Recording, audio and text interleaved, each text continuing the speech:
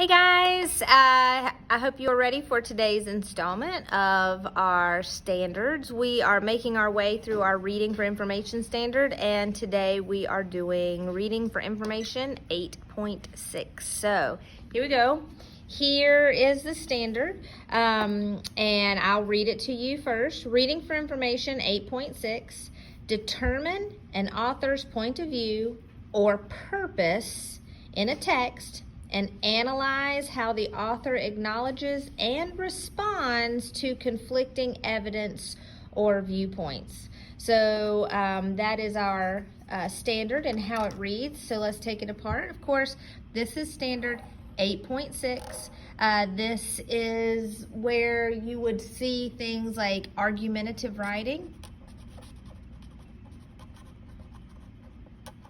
And we talked a lot about that in the second quarter, so quarter 2. This is where you might see words like point and counterpoint, or argument and counter argument, depending on the language of the question. So reading for information, again, this is non-fiction information. This is stuff that is true. So determine, so find an author's point of view. So you are looking for how they feel, how an author feels about something. Kind of, you can put this in with your tone, because you're going to be able to feel how the author feels their point of view on a certain subject or a purpose. And these are your infinitive phrases: to examine, to illuminate, to explain, to persuade. For those of you who are in my class, this is the effect wall. What is the purpose? So in a text, and of course we also call this a selection.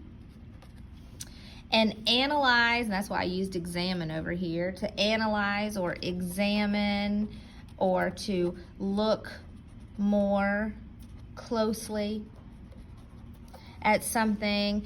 In this case, examine how the author, remember this is the author's point of view, acknowledges and responds. So acknowledge, yes, I see your point. So to recognize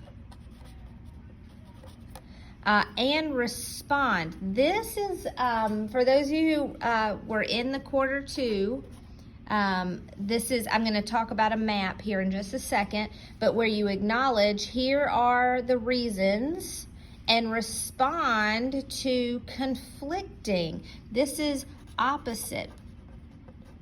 Conflicting evidence, and we usually see this with textual evidence or viewpoints, and these might be somebody's opinions.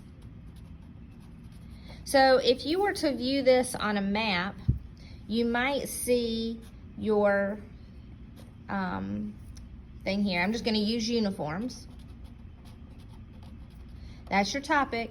And then you're going to see the author's, sorry, I'm having a hard time writing and holding today, point of view.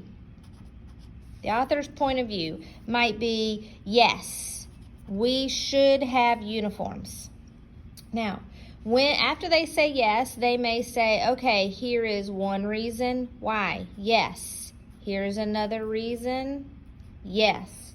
And then they'll give you maybe even a third reason. And again, we talked about how you can write a short answer paper like this, or you could write a novel, a huge, depends on your topic and how much you want to get into it. So here's the topic, uniforms. The author's point of view. Yes, we should have uniforms. Reason, reason, reason. This is where we are getting ready to respond. Not this part, sorry. I'm going to take that out. Look, XXX. You are, okay, we're determining the author's point of view. This is the author's point of view right here. and analyze how the author acknowledges or recognizes and responds to conflicting evidence. So this is where you might say, this is your conflicting evidence. Let me see if I can get some help. Can you come help me? I should have taped this paper down, that's the problem. So, yeah, just hold it right there. Okay, so your conflicting evidence would be that part where we used to say, I know what you're thinking. And that's where you are acknowledging, I know what you're thinking, and then you're responding to, but,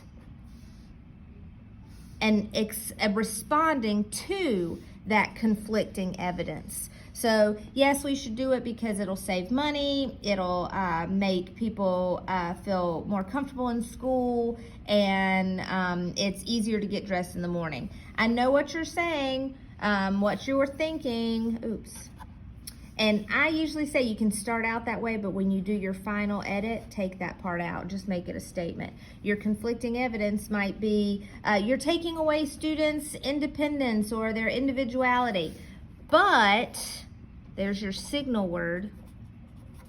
And then you are going to respond to that conflicting evidence. So here again is that map that you might be familiar with your information. So I hope that helps you to see this standard better and how we are using it in class. I hope you have a great day, and I look forward to seeing you again soon. Thanks. Bye.